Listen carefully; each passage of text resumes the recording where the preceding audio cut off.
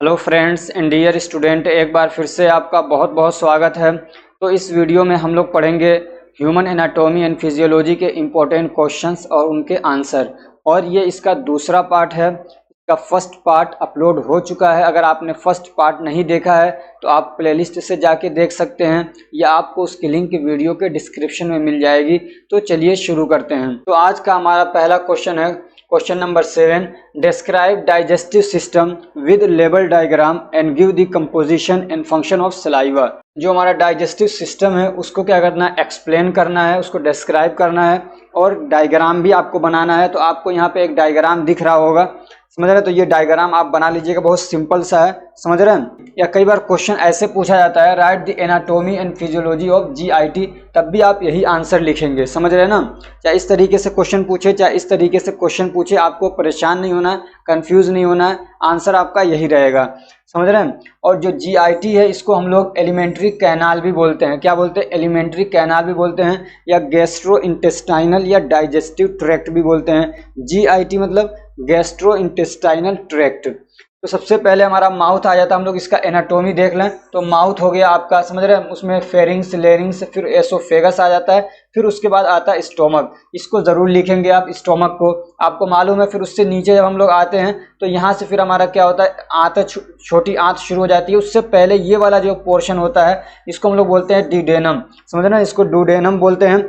नीचे और आते हैं तो इस वाले पोर्शन को हम लोग बोलते हैं, ये छोटी आंत है हमारा, ये हमारी छोटी आंत है, इसको बोलते हैं जीजेनम, ठीक है, इसको जेजेनम बोलते हैं। और उसके बाद ये पूरा ये और फोल्डिंग्स हैं। उसके बाद नीचे यहाँ से जहाँ से इधर मिल रहा है ये बड़ी आंत में, इसको बोलते हैं इलियम। क्या बोलते हैं? इलियम बोलते हैं, समझ रहे हैं। उसके बाद यहाँ से आपकी बड़ी आंत शुरू हो जाती है। अब इसको चार पार्ट, इसके मेनली चार नाम दिए जाते हैं, समझ। तो यहाँ सबसे पहले जहाँ से ये जुड़ रहा है तो इस वाले एरिया को बोलते हैं हम लोग सीकम। क्या बोलते हैं? सीकम। और यहीं से एक ये छोटा सा पोर्शन निकला रहता है जिसको अपेंडिक्स बोलते हैं, समझ रहे हैं ना। इसको क्या बोलते हैं? अपेंडिक्स बोलते हैं।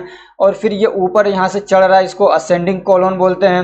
फिर ये वाला जो ऐसे इधर से इधर है इसको बोलते हैं ट्रांसवर्स कोलोन। फिर नीचे आ रहा है तो नीचे वाले को बोलेंगे डिसेंडिंग कोलोन, समझे ना। ये डिसेंडिंग कॉलन हो गया। और ये पूरा आपका लार्ज इंटेस्टाइन है। और फिर यहाँ से यहाँ तक जो होता है इसको बोलते हैं सिग्मोइड कोलन।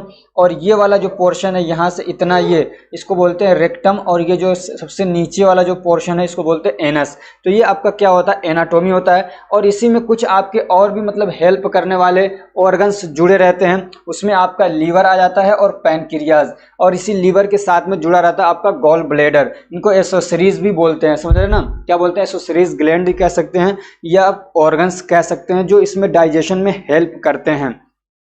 अब इनकी फिजियोलॉजी क्या है, मतलब पूरी डाइजेशन की फिजियोलॉजी क्या है, तो उसमें हम लोग अब पढ़ेंगे। फिजियोलॉजी में बहुत डिटेल है, सब तो नहीं पढ़ेंगे, आपको मैं मोटा मोटा सा बता देता हूँ। तो हम लोग जो डाइजेशन करते हैं, डाइजेशन का मतलब क्या है, कोई भी खाना हमने खाया तो उसको इस काबिल बना दिया जाए कि वो एब्जॉर्ब हो जाए हमारे ब्लड के अंदर, समझ रहे हैं ना। ये होता है डाइजेशन। यानी क्या है, कॉम्प्लेक्स फूड को सिंप्लेक्स फॉर्म में कन्वर्ट करते हैं हम लोग। कॉम्प्लेक्स फूड को सिंप्लेक्स फॉर्म में कन्वर्ट किया जाता है डाइजेशन के जरिए से, ताकि वो एब्जॉर्बेबल हो जाए, वो एब्जॉर्ब हो जाए, समझ रहे हैं ना, हमारे ब्लड के अंदर पहुंच जाए। तो ये पूरा प्रोसेस होता है, मतलब पूरे प्रोसेस के जरिए से यही चाहा जाता है और यही किया जाता है। अब किन चीज़ों को हम लोग डाइजेस्ट करते हैं, तो कार्बोहाइड्रेट के बारे में पढ़ा जाता है, प्रोटीन और फैट, इन्हीं तीनों के बारे में हम लोग क्या है बात करते हैं, चर्चा करते हैं। हमने खाया कोई भी खाना तो उसमें कार्बोहाइड्रेट भी होगा, फैट भी हो सकता है, प्रोटीन भी होता है। नॉर्मली जो हम लोग खाना खाते हैं तो सब तकरीबन उसमें मिल जाते हैं। तो हमारे माउथ के अंदर सिर्फ कार्बोहाइड्रेट का ही डाइजेशन होता है। लेकिन यहाँ पे आपको ये बात ध्यान देनी चाहिए कि डाइजेशन भी दो तरीके का होता है। एक होता है मैकेनिकल, क्या है, मैकेनिकल होता है, और एक होता है केमिकल, समझ रहे हैं ना। एक मैकेनिकल है और एक केमिकल। तो दो तरीके के डाइजेशन की हम लोग बात करेंगे यहाँ पे।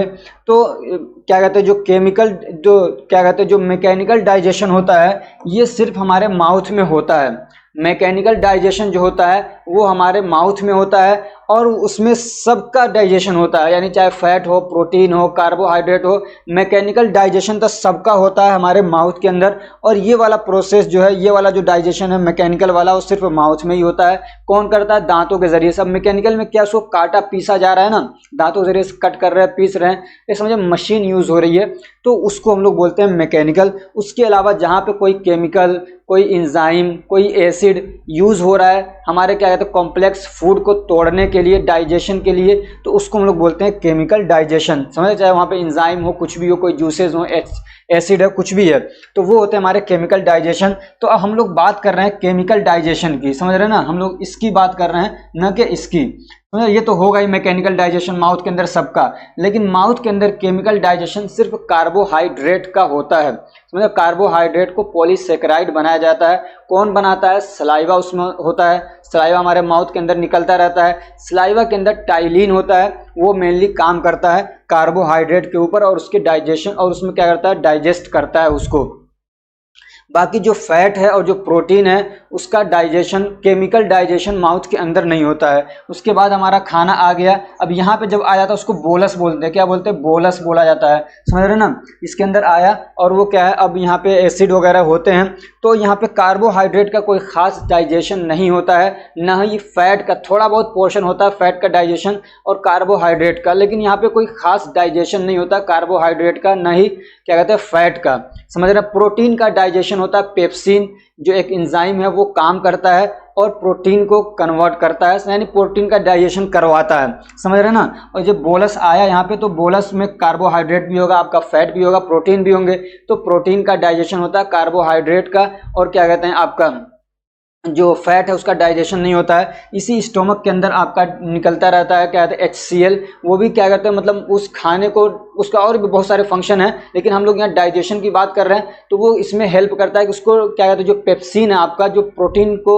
डाइजेस्ट करने में हेल्प करता है, उसको एक्टिवेट कर देता है, समझ रहे हैं ना। असल में क्या था, पेप्सिनोजन था, जो क्या कहते हैं अनएक्टिवेटेड फॉर्म में था, इनएक्टिव था, उसको एक्टिवेट करता है और वो बन जाता है पेप्सिन, जो कि अब काम करने के लायक हो जाता है, तैयार रहता है, और प्रोटीन पे क्या है वो काम करता है, उसके डाइजेशन में हेल्प करता है। बाकी जो एसिड वगैरह निकलता है HCl वगैरह, तो वो खाने को सॉफ्ट कर देता है किसी हद तक, पूरे बोलस को, समझ रहे हैं। उसके बाद अब खाना नीचे आता है जब, तो उसको बोलते हैं काइम। क्या बोलते हैं? काइम बोलते हैं।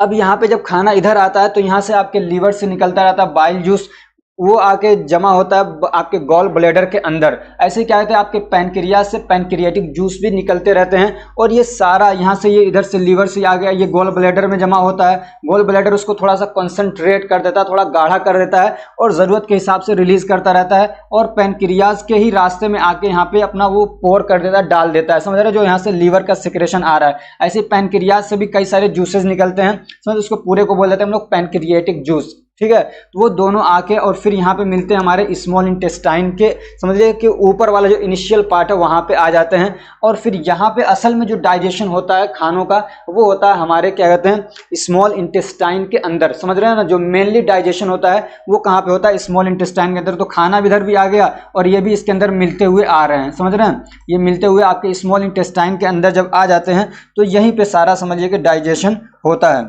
अब इसमें ना बहुत सारे फंक्शन होते हैं, यहाँ से खुद भी क्या कहते हैं जूसेस रिलीज होते हैं स्मॉल इंटेस्टाइन से, समझ रहे हैं ना। आप क्या कहते हैं, मेनली याद रखिएगा कि अमाइलेज आता है, ठीक है ना। अमाइलेज काम करता है कार्बोहाइड्रेट के डाइजेशन में, ऐसे ट्रिप्सिन और कीमो या काइमोट्रिप्सिन काम करते हैं प्रोटीन के डाइजेशन में, ऐसे लाइपेज काम करता है आपके फैट के डाइजेशन में, और तीनों का कंप्लीट डाइजेशन स्मॉल इंटेस्टाइन के अंदर हो जाता है, और यहीं से एब्जॉर्प्शन भी होता है। यहीं पे आपके माइक्रोविली होते हैं, समझिए छोटे छोटे क्या कहते हैं ऐसे पोर्शन, फिंगर लाइक स्ट्रक्चर निकले रहते हैं, प्रोजेक्शंस बोलते हैं उनको। तो उन्हीं के अंदर क्या है एब्जॉर्ब हो, इतने छोटे छोटे हो जाते हैं कि वहाँ से वो एब्जॉर्ब हो जाते हैं, और उन्हीं माइक्रोविलीज जो होती हैं उन्हीं के पास में ब्लड वेसल्स लगे रहते हैं, समझिए। तो उसके अंदर क्या है, ब्लड के अंदर हमारा जो खाना डाइजेस्ट हो चुका है, जिसको हम लोग न्यूट्रिएंट बोल रहे हैं, समझ रहे हैं। अब वो कहाँ चला गया, हमारे ब्लड के अंदर चला गया। अब हम लोग इन तीनों की ही बात क्यों कर रहे हैं, कैल्शियम के डाइजेशन की बात क्यों नहीं करते हैं, या क्या कहते हैं विटामिन की डाइजेशन की बात क्यों नहीं करते हैं, समझ रहे हैं, मिनरल्स के डाइजेशन की बात क्यों नहीं करते हैं। तो असल में उनको मतलब इतना ज़्यादा तोड़ने ओड़ने की ज़रूरत नहीं होती है, वो खुद ही सिंप्लेक्स्ड फॉर्म में होते हैं और बहुत आसानी से वो डाइजेस्ट हो जाते हैं। लेकिन ये जो कार्बोहाइड्रेट और फैट और प्रोटीन है, ये बहुत कॉम्प्लेक्स इनका स्ट्रक्चर होता है, इतनी आसानी से टूटते नहीं हैं। हाँ, ये कि कार्बोहाइड्रेट उनमें सबसे आसान होता है उसका तोड़ना, और उससे क्या है एनर्जी वगैरह बनाना। तो कार्बोहाइड्रेट को सबसे पहले ही यूज़ किया जाता है तोड़ने के लिए, सबसे पहले टूटता भी वही है यहाँ पे भी, और एनर्जी बनाने के लिए भी सबसे पहले कार्बोहाइड्रेट को ही तोड़ा जाता है। तो ये आपने इसका क्या है एक मोटा मोटा सा फिजियोलॉजी पढ़ लिया है, समझ रहे हैं। हम लोग पढ़ लेते हैं सलाइवा के बारे में। कई बार क्वेश्चन पूछा गया है। वैसे तो पैनक्रियाटिक जूस के बारे में भी पूछ लिया जाता है, क्या कहते हैं जो इंटेस्टाइनल जूस है उसके बारे में पूछ लिया जाता है। तो इस तरीके से अगर पढ़ाऊँ तो पूरा चैप्टर ही पढ़ाना पड़ेगा, तो इसलिए मैंने सिर्फ सलाइवा को ही ले लिया है। समझ रहे हैं ना, सलाइवा जो आपके उसमें क्या कहते हैं सलेवरी ग्लैंड से रिलीज होते रहते हैं। अब उनका कंपोजिशन और क्या कहते हैं पूछ लेता है, तो इसके अंदर वाटर होता है तकरीबन 99%। उसके अंदर टाइलिन होता है, समझ रहे हैं ना, ये एक तरीके का एंजाइम होता है। उसके अंदर म्यूसिन होता है, ये थिक लुब्रिकेंट होता है एक तरीके का, यानी उसको क्या कहते हैं चिपचिपा सा बनाता है। और इसके अंदर कैल्शियम साल्ट होता है, समझ रहे हैं, बहुत थोड़े अमाउंट में। तो ये सब मिलकर क्या कहते हैं डाइजेशन का काम करते हैं। और भी कुछ इनका फंक्शन होता है, माउथ कैविटी को क्लीन करके रखते हैं, उसको मॉइस्ट करके रखते हैं, यानी सूखने नहीं देते हैं, समझ रहे हैं ना। और क्या कहते हैं बोलस को बनाने में ये हेल्प करते हैं, यानी जो खाना है तो वो ऐसे तो जाएगा नहीं, रगड़ता हो जाएगा, पता चल रहा है कि हमारे एसोफेगस को जख्मी कर दे रहा है, तो उसको क्या कहते हैं सॉफ्ट बनाते हैं, उसको उसके अंदर वाटर मिला देते हैं, समझे, लुब्रिकेंट मिला देते हैं ताकि वो आसानी से नीचे जा सके, उसको निगलना आसान हो, समझ रहे हैं ना। और क्या कहते हैं जो मतलब ड्राई खाने हम लोग खाते हैं, सूखा खाना जो भी है, उसका टेस्ट हमको उसी वक्त मिलता है कि वो सलाइवा उसके अंदर आके बहुत अच्छे से मिक्स हो जाता है। जो लिक्विड वगैरह है वो तो मतलब उसका टेस्ट तो हमको मिल जाएगा, लेकिन जो सूखा खाना है उसका टेस्ट हमको उसी वक्त मिलता है जब हम लोग उसको अच्छे से क्या कहते हैं हमारे वो सलाइवा के अंदर मिक्स हो जाता है। तो सलाइवा उसमें भी हमको टेस्ट दिलाने में भी काम करता है, समझ रहे हैं ना। और भी कई सारे फंक्शन है सलाइवा के, तो इतना आप अगर तैयार कर लेते हैं तो मेरे हिसाब से काफ़ी हो जाएगा। अगला क्वेश्चन हमारा, जो कि एक क्वेश्चन कई बार पूछा जाता है और बच्चों को थोड़ा जल्दी से समझ में भी नहीं आता है, वो है फिजियोलॉजी ऑफ मेंस्ट्रुएशन। मेंस्ट्रुएशन की फिजियोलॉजी क्या है वो आपको बताना है। तो उससे पहले कि हम लोग मेंस्ट्रुएशन की पूरी फिजियोलॉजी पढ़ें, उसके रिगार्डिंग कुछ बातें आपको मालूम होना चाहिए, ताकि मैं उसको जब समझाऊं तो आपको अच्छे से समझ में आ सके। तो the menstruation is commonly known as women's period. इसको क्या है पीरियड के नाम से जाना जाता है, समझ रहे हैं ना। मेंस्ट्रुएशन को एमसी भी बोल देते हैं बहुत सारे लोग, लेकिन पीरियड्स के नाम से इसको जाना जाता है। ये नेचुरल प्रोसेस होता है और जो हर महीने क्या होता है रिपीट होता है। कहाँ से, मीनार्की से लेके क्या कहते हैं मेनोपोज तक, समझ रहे हैं ना। मीनार्की मतलब ये होता है जब फर्स्ट टाइम क्या कहते हैं पीरियड्स आते हैं उसको मीनार्की बोलते हैं, और जब क्या कहते हैं वो मतलब मेंस्ट्रुएशन आना बंद हो जाते हैं तो उस टाइम को बोला जाता है मेनोपोज। समझ रहे, ये टर्म्स याद रखिएगा, ये आपको कई जगह आगे भी आते हैं, समझ रहे ना, ये मेनोपोज वगैरह, तो इसको याद रखिएगा। और अगला पॉइंट है, चूंकि ये मेंस्ट्रुएशन क्या है बार बार रिपीट होता है, तो इसलिए इसको बोलते हैं मेंस्ट्रुएशन साइकिल, समझ रहे ना, हर महीने होता है ये। और क्या कहते हैं the average gap between two menstruation is 28 days. और एक मेंस्ट्रुएशन से दूसरे मेंस्ट्रुएशन यानी एक पीरियड से दूसरे पीरियड के बीच में कितना गैप होता है, तो नॉर्मली 28 दिन होता है। 25 दिन भी हो सकता है, 30 दिन भी हो सकता है, लेकिन इन एवरेज 28 दिन होता है, समझ रहे ना। और ये जो मेंस्ट्रुएशन है ये बताता है कि ये प्रेगनेंसी के चांसेस को बताता है। जिसको मेंस्ट्रुएशन नहीं आता है वो औरत या वो महिला क्या बांझ मानी जाती है, यानी वो बच्चा पैदा करने के काबिल नहीं है, समझ रहे हैं ना। तो ये जिसको भी मेंस्ट्रुएशन आता है तो ये इस चीज़ को बताता है कि प्रेगनेंसी के चांसेस हैं, समझ रहे हैं ना, यानी वो बच्चा को जन्म देने के काबिल है। और क्या है, when menstruation completed after around 40 days new egg is released bye ovary, it is called ovulation. ये टर्म आता है कई बार के ओवुलेशन क्या होता है, तो ये कह रहे हैं कि जब मेंस्ट्रुएशन कंप्लीट हो जाता है उसके तकरीबन 14 दिन के बाद एक नया एग यानी ओवम रिलीज होता है ओवरी से। ये फीमेल के अंदर दोनों साइडों में ग्लैंड होते हैं, तो वहां से क्या दोनों साइड में होते हैं, तो एक बार इस साइड से एग रिलीज होता है, एक बार दूसरे साइड से एग रिलीज होता है हर महीने, समझ रहे हैं ना। एक महीना इधर से होगा, एक महीने में उधर से होगा। तो कह रहे हैं जब मेंस्ट्रुएशन कंप्लीट हो जाता है उसके तकरीबन 14 दिन के बाद क्या होता है रिलीज होता है, समझ रहे हैं, जिसको ओवम बोलते हैं, एग बोलते हैं। अब यहाँ पे एक चीज़ ध्यान देने वाली बात यह है कि चूंकि मेरे स्टूडेंट बहुत सारे ऐसे हैं जो मतलब क्या कहते हैं 35 से ऊपर के भी, चूंकि हमको ये भी पता चलता है कि हमको किस एज के लोग देख रहे हैं, तो 18 से लेकर 40 के बीच के ज़्यादातर हमको देखते हैं, समझ रहे हैं ना। तो इसमें ये जैसे बहुत सारे मतलब ऐसे स्टूडेंट्स होंगे या आपको ज़रूरत पड़ेगी, बहुत सारे लोगों के मतलब वो चाहते हैं बेबी करना, समझ रहे हैं ना, लेकिन उनके बच्चे होते नहीं हैं। तो एक गलती वो ये भी करते होंगे, हो सकता है ये भी मतलब बहुत सारे लोग मिस्टेक कर देते हैं कि मतलब ओवम तो रिलीज़ हो रहा है 14 को, ये कितना रहेगा बहुत ज़्यादा, मान लीजिए 24 घंटे 48 घंटे रह रहा है, उसके बाद ये डिस्ट्रॉय हो जाएगा। अब वो क्या है उस टाइम पर तो वो सेक्स कर नहीं रहे हैं, वो कर रहे हैं मतलब मेंस्ट्रुएशन खत्म हुआ दूसरे दिन मतलब वो कर रहे हैं, उस टाइम पे ओवम है ही नहीं, और जो स्पर्म जाएगा उसकी भी लाइफ तकरीबन 24 घंटे होती है, समझ रहे हैं ना। उनके मतलब यूट्रस के अंदर मान लीजिए आपका पहुंच गया स्पर्म, तो उसकी भी लाइफ कितने है 24 घंटे है। तो वहाँ पे स्पर्म क्या है, ओवम के साथ मतलब मिल ही नहीं सकता, फर्टिलाइजेशन नहीं होगा। समझ रहे? ऐसे ही मान लीजिए मेंस्ट्रुएशन के 14 दिन के बाद, इसे यानी 12 से 14, 15, 18 के बीच में उसने क्या है मतलब इंटरकोर्स नहीं किया, वो कर रहा 20 को, 25 को, तो उस टाइम पे भी ओवम नहीं होगा। तो जिसको भी ये दिक्कत है यानी बेबीज नहीं हो रहे हैं, और तो उनको इस टाइमिंग का ध्यान रखना चाहिए। और क्या है, the egg present in the fallopian tube for 24 hours. समझ रहे हैं ना, जो ओवुलेशन हो गया तो उसमें जो क्या कहते हैं ओवम रिलीज हुआ, कितने 24 घंटे तक तकरीबन रहता है फैलोपियन ट्यूब के अंदर।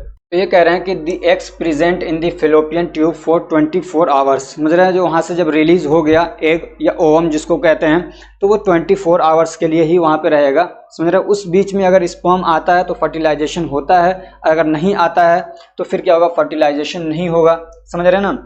और क्या होता है, जो एग है वो मूव करके जाता है यूट्रस के पास में, यानी यूट्रस में चला जाता है और फिर ब्रेक डाउन हो जाता है। समझ रहे हैं, if the egg not fertilize the wall of endometrium broken and get outs with blood. और ये कह रहे हैं कि अगर फर्टिलाइजेशन नहीं हुआ तो क्या होता है, एंडोमेट्रियम की जो लाइनिंग होती है यानी यूट्रस के सबसे अंदर साइड में, समझिए ये मान लीजिए यूट्रस है फॉर एग्जांपल, तो यहाँ पे एक लाइनिंग डेवलप होती है। समझ रहे हैं ना, एक लाइनिंग डेवलप होती है किस काम के लिए, ताकि अगर ये स्पर्म इसके साथ में आके मिलता है, फर्टिलाइजेशन होता है, तो उस बेबी के डेवलपमेंट के लिए, उसके प्रोटेक्शन के लिए यहाँ पे एक लाइनिंग डेवलप होती है न्यूट्रिशन के लिए। समझ रहे हैं, तो ये वाली जो लाइनिंग होती है ये परमानेंट नहीं होती है। समझ रहे हैं ना, तो ये टूटना शुरू हो जाती है और उसका पूरा एक प्रोसेस है, आगे अभी पढ़ने वाले हैं आप। तो ये टूटती है और फिर क्या होती है, वो बाहर निकल जाती है ब्लड के साथ में, प्योर ब्लड होता है। बहुत सारे लोगों को कन्फ्यूजन होता है कि ये इम्प्योर ब्लड है, नहीं, यूट्रस के जो यहाँ पे क्या कहते हैं, यहाँ पे जो ब्लड वेसल्स आती है वहाँ पे भी प्योर ब्लड आता है।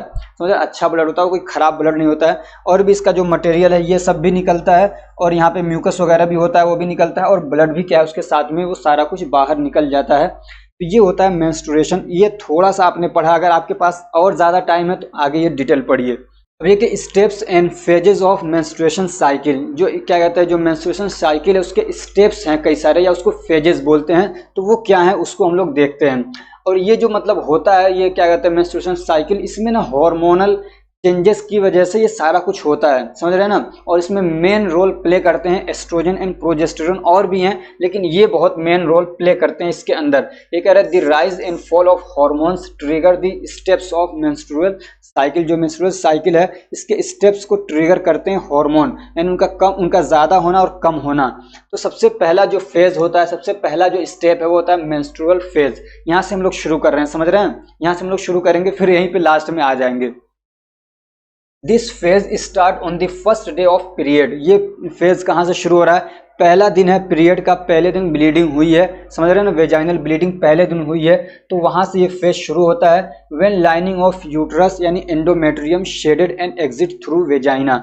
और क्या होता है उस टाइम पे, जो क्या कहते हैं यूट्रस की लाइनिंग है यानी इनर लाइनिंग, जो मतलब एक क्या कहते हैं टेम्परेरी एक लाइनिंग बनती है, यानी एक वॉल बनती है जिसको बोलते हैं एंडोमेट्रियम।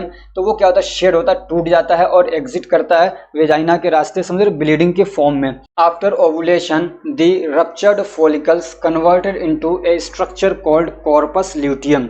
ये कह रहे जो ओवुलेशन हो जाता है यानी एग रिलीज हो जाता है वहां से, तो ये कह रहे हैं जो रप्चर्ड फॉलिकल्स हैं वो कन्वर्ट हो जाते हैं एक स्ट्रक्चर के अंदर जिसको बोलते हैं कॉर्पस ल्यूटम। यानी आपका ओवम जब रिलीज हो गया, मान लीजिए यहाँ से रिलीज हो रहा है, तो इसको हम लोग बोलते हैं फॉलिकल्स। छोटे छोटे समझिए कि थैले जैसी चीजें हैं, समझ रहे हैं ना। यहाँ से रिलीज हो गया तो ये एक स्ट्रक्चर बनता है जिसको हम लोग बोलते हैं कॉर्पस ल्यूटियम, ठीक है ना, कॉर्पस ल्यूटियम बोलते हैं। अब ये जो कॉर्पस ल्यूटियम है ये सिक्रेट करता है प्रोजेस्टेरोन, ये एम नहीं है एन है, प्रोजेस्टेरोन, समझ रहे हैं। अब ये जो प्रोजेस्टेरोन है ये एंडोमेट्रियम को फर्टिलाइजेशन के लिए प्रिपेयर करता है और उसको मोटा बनाता है, समझ रहे हैं। अब ऐसा नहीं है कि यहीं से एंडोमेट्रियम बन रहा है, यूट्रस के अंदर जो यूट्रस है, समझ रहे हैं ना, तो इसके अंदर एंडोमेट्रियम बना हुआ है, वो पहले ही बनता है, समझ रहे हैं ना। पहले दिन की ब्लीडिंग मतलब शुरू हुई उसी के वक्त से क्या कहते हैं पिट्यूटरी ग्लैंड हार्मोन वगैरह भेजना शुरू कर देता है और इसकी प्रिपरेशन होती रहती है। लेकिन इसको और मोटा करता है और इसको क्या कहते हैं मतलब मजबूत बनाता है, इसको प्रिपेयर करता है फर्टिलाइजेशन के लिए। ये जो हार्मोन रिलीज हो रहा है यहाँ से आपके कॉर्पस ल्यूटियम से, ये जो हार्मोन रिलीज हो रहा है कॉर्पस ल्यूटियम से, समझ रहे हैं ना, प्रोजेस्टेरोन, तो इसको और क्या करता है मोटा कर देता है और इसको क्या कहते हैं मतलब ठीक करता है, मजबूत बनाता है फर्टिलाइजेशन के लिए, समझ रहे हैं। ये कह रहे हैं कि अगर फर्टिलाइजेशन अकर नहीं होता, यानी फर्टिलाइजेशन नहीं होता है, यानी स्पर्म और ओवन की मीटिंग नहीं होती है, तो क्या होता है, जो कॉर्पस ल्यूटियम है वो डीजेनरेट हो जाता है, यानी अब वो टूटने लगता है खुद। ये जो आपका ये जो पहले से था, ये खुद क्या होता है, डीजेनरेट होता है, टूटने लगता है। और जब वो डीजेनरेट होता है तो प्रोजेस्टेरोन का जो लेवल है वो भी क्या होता है, डिक्रीज हो जाता है, कम हो जाता है। और जब इसका लेवल कम होता है तो यहाँ पे जो ब्लड वेसल्स हैं, समझ रहे हैं, ब्लड वेसल्स पतले पतले से ये क्या होता है, कॉन्स्ट्रिक्ट हो जाते हैं, सिकुड़ते हैं, तो ब्लड की सप्लाई और ऑक्सीजन की सप्लाई और न्यूट्रिशन की सप्लाई भी कम हो जाती है यहाँ पे, समझ रहे हैं ना। And the lining of endometrium become weeks, और फिर उसकी वजह से जब इनको क्या है, मतलब चीज़ें नहीं मिल पा रही हैं तो ये कमज़ोर हो जाती हैं ये। उसके बाद क्या होता है, टूटने लगती हैं और मेंस्ट्रुएशन स्टार्ट होता है। दूसरा स्टेप है follicular phase. This phase begins on the first day of bleeding of period. सबसे पहला जो पहला दिन है ब्लीडिंग का यानी पीरियड का, उस दिन से ये क्या कहते हैं, फॉलिक्यूलर फेज शुरू होता है। और कहाँ खत्म होता है, ओवुलेशन पे खत्म होता है, यानी समझिए कि 14-15 दिन तक तकरीबन रहता है ये वाला फेज। अब इसमें क्या होता है, during this phase pituitary gland release follicle stimulating hormone FSH। ये कई बार आपने पढ़ा होगा तो थोड़ा ध्यान देना, असल इसका फंक्शन आपको यहाँ पे समझ में आएगा। तो ये कह रहे हैं कि ये जो फॉलिक्यूलर फेज है, इस फेज में क्या होता है, पिट्यूटरी ग्लैंड रिलीज करता है फॉलिकल स्टिमुलेटिंग हार्मोन, यानी ऐसा हार्मोन जो फॉलिकल्स को क्या कर रहा है, स्टिमुलेट कर रहा है, समझ रहे ना। Which triggers 3 to 30 follicles to grow. और क्या करता है, ये तकरीबन 3 से 30 फॉलिकल्स को क्या करता है, स्टिमुलेट करता है, यानी उनको जगाता है, उनको एक्टिवेट करता है, उनको समझाता है, करता है भाई तुमको अब ग्रो करना है, समझे, तो उनको ग्रो कराता है फॉलिकल्स को। Each follicles has an egg. हाँ, एक चीज़ और, ये फॉलिकल्स क्या हैं, तो ओवरीज के अंदर समझिए कि छोटे छोटे दाने जैसी चीज़ें हैं, समझ रहे हैं ना, छोटे छोटे क्या है, दाना होता है ना, ऐसे ऐसी चीज़ें होती है, वो फॉलिकल्स हैं, छोटी छोटी थैलियाँ समझ लीजिए। तो ये जब हार्मोन आता है तो उनको स्टिमुलेट करता है, यानी उनको तैयार करता है, वो ग्रो करने लगते हैं, वो बड़े होते हैं। और फिर क्या होता है, हर फॉलिकल के अंदर एक एग होता है, समझ रहे हैं। तो जब वो ग्रो करते हैं तो एग भी क्या होता है, ग्रो करता है। Finally all the follicles begin to broken.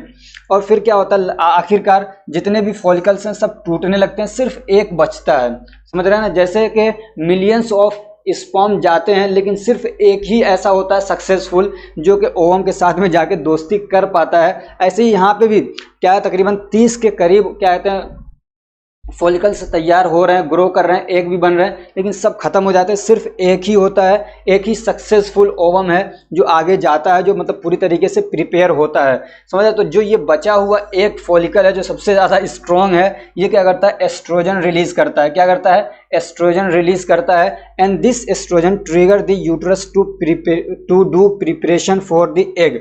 और ये जो एस्ट्रोजन जब रिलीज होता है तो समझिए कि एंडोमेट्रियम की ये लाइनिंग बनना शुरू होती है। जैसे ही एस्ट्रोजन का लेवल बढ़ना शुरू होता है तो ये ट्रिगर करता है यूट्रस को, और फिर यूट्रस के अंदर ये लाइनिंग जो है, समझ रहे हैं ना, एंडोमेट्रियम की लाइनिंग बनना शुरू हो जाती है, समझ रहे हैं। During days 10 to 14 the remaining follicles form A fully mature egg.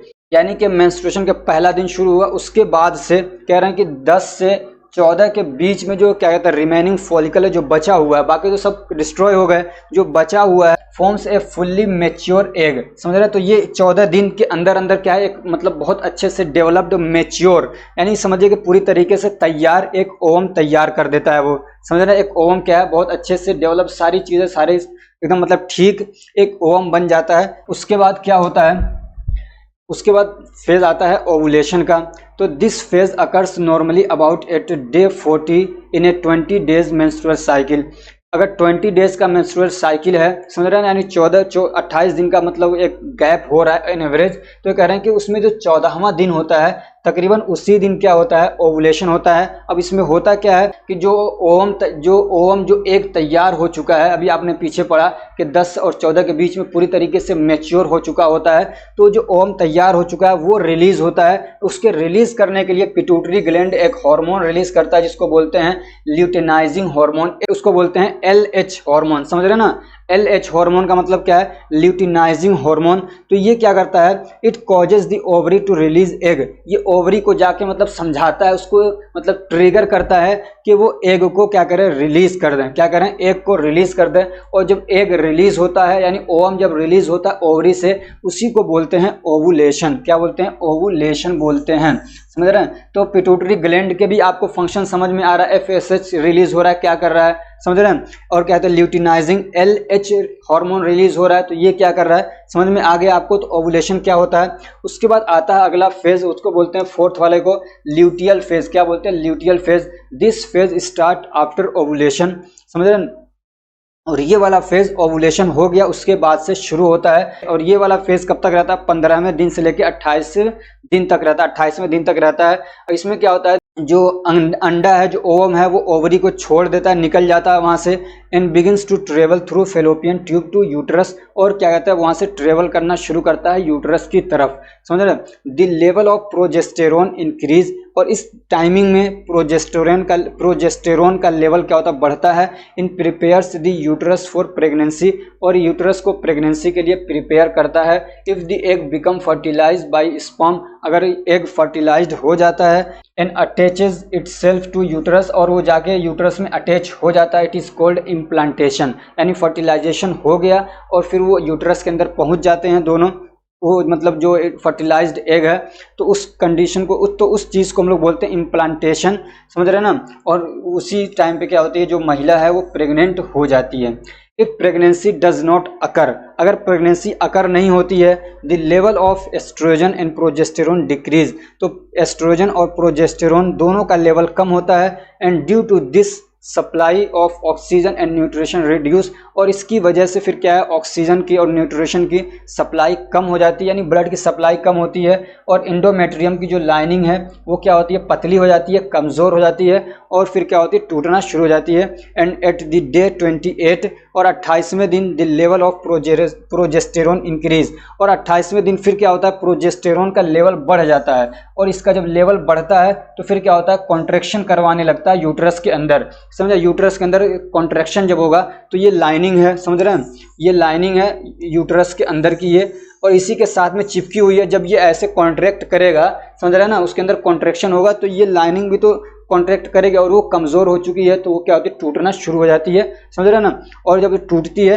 तो उसमें क्या होता है, एंडोमेट्री, और जब वो क्या होता है, टूटती है, सिस्टम है कि ब्लड भी यहाँ से रिलीज होने लगता है, और ब्लड के साथ में ये सब सारा क्या होता है, बाहर निकलना शुरू हो जाता है, समझ रहे हैं। तो ये आपका पूरा प्रोसेस है, क्या कहते हैं, मेंस्ट्रुअल साइकिल का। होप कि आपको ये बहुत अच्छे से समझ में आ गया होगा। अगर आपको समझ में आ गया है तो वीडियो को ज़रूर लाइक कर दीजिए। अगला टॉपिक हमारा अगला क्वेश्चन है, discuss the physiology of muscles contraction. Muscles contraction की फिजियोलॉजी बताना है, समझ रहे हैं, फिजियोलॉजी ऑफ मसल्स कॉन्ट्रैक्शन। तो ये कई स्टेप में होता है, समझ रहे हैं। तो सबसे पहला क्या होता है, मसल्स कॉन्ट्रैक्शन मतलब जैसे कि कॉन्ट्रैक्ट होता है ना, मसल्स जहाँ पे हैं, जैसे यूट्रस का मसल्स है, या क्या कहते हैं और भी मसल्स हैं, जहाँ पे भी मसल्स हैं उनके अंदर जैसे मूवमेंट होता है तो वो कॉन्ट्रैक्शन रिलैक्सेशन की वजह से ही होता है, समझ रहे हैं ना। तो मसल्स के अंदर कॉन्ट्रैक्शन होता है तो सबसे पहला क्या होगा, एक स्टिमुलस या message is generated in this CNS. हमारा जो हमारा सेंट्रल नर्वस सिस्टम है उसके अंदर एक मैसेज जनरेट होता है पहले, जिसको हम लोग इम्पल्सेस बोलते हैं